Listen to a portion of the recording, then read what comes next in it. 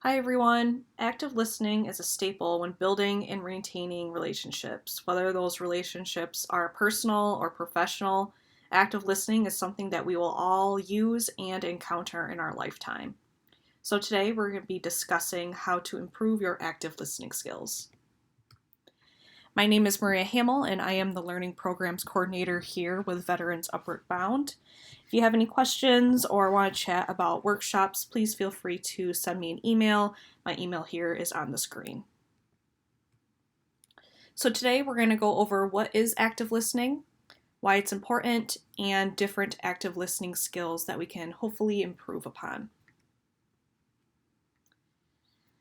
So what is active listening?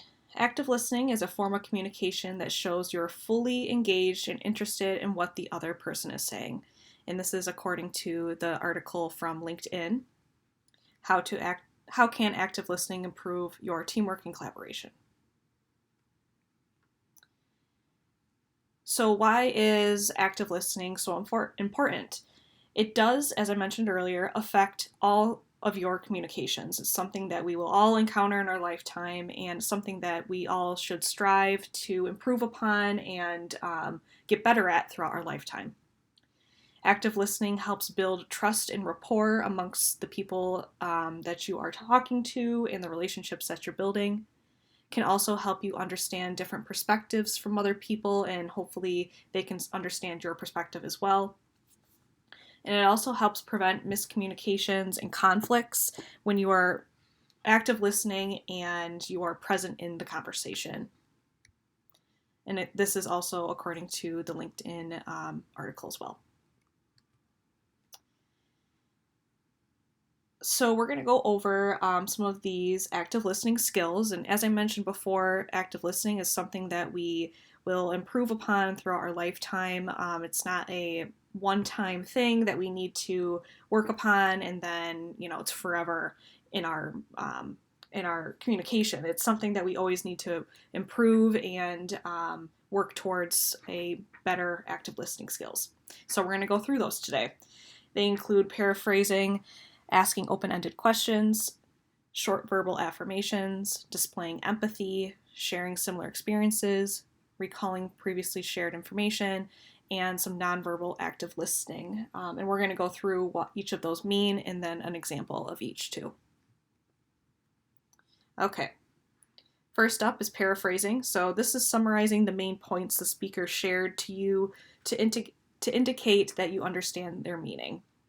So an example of this is what you're saying is the system is down due to the power outage. Is that correct? So what I did in that example is I summarized the main points that someone's saying to me, and I'm repeating it back to them to show them that I understand what they're saying.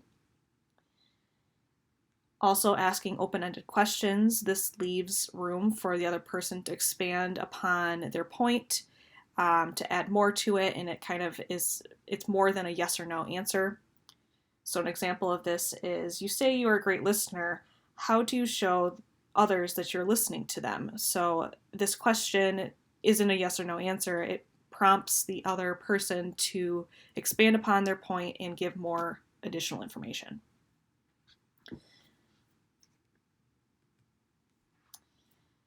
Providing short verbal affirmations helps the speaker understand that you're listening to them and you're fully engaged in the conversation. These affirmations do not interrupt the speaker, but they provide feedback to them that you're listening. So examples would be, yes, that makes sense.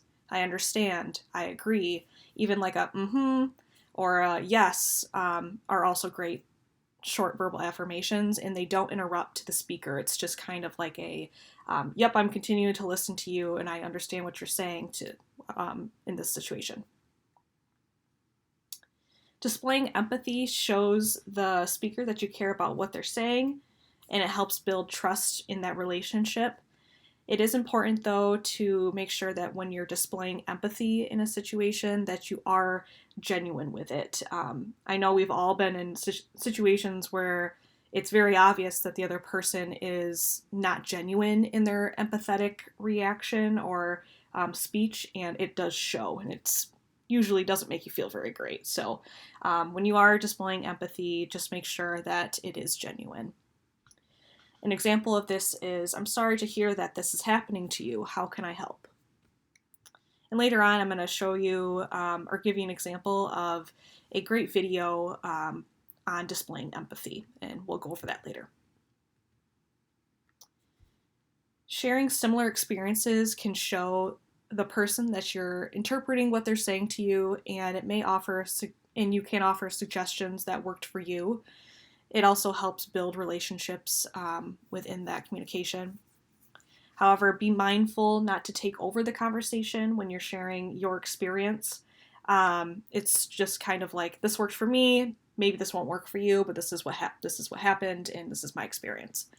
So an example of that is, I had a hard time transitioning after service as well. What worked for me was X, Y, and Z. So making sure that you're still leaving room for the other person to share their experiences while providing some feedback to them. And last up for active listening skills is recalling previously shared information. So this demonstrates that you're listening and you can recall important points in that conversation. Example would be, you mentioned earlier that you had a hard time finding resources. Can you tell me a little bit more about that? So this example kind of has a lot of different things that we talked about today. It has an open-ended question, you recalled previously shared information, and you kind of paraphrased as well. So active listening, isn't just like a sharing similar experiences, showing empathy. They can all kind of meld together. And nonverbal listening skills. So these are some skills that aren't something that you're speaking, but they're more body language. So examples of nonverbal listening skills would be a nod. So it doesn't necessarily show that you agree what they're saying, but it does show that you're actively listening to them. Smiling encourages a speaker to continue, and it can also diffuse tension in the conversation and make the speaker feel more comfortable. Eye contact shows that you're invested in the conversation and that you're listening to what they're saying. However, be mindful to look away occasionally so that you're not staring at the individual. And avoiding distracting movements such as clicking a pen or looking at your phone can show that you are listening to what someone is saying. All right, so I mentioned earlier that there's a video on displaying empathy in communication, and I'm going to provide this link for you in the email of this workshop.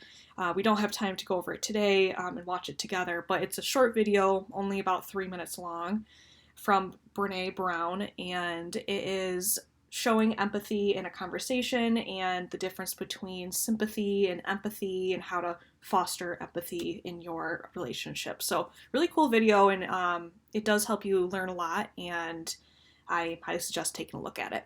So again, it will be in the email of this workshop. This link will be for you. All right, well, thank you. Thanks for taking a listen today. If you have any questions or concerns, please feel free to reach out to us at Veterans Upward Bound through our email, phone number, or our website. Thank you, and look forward to having you again at one of our workshops.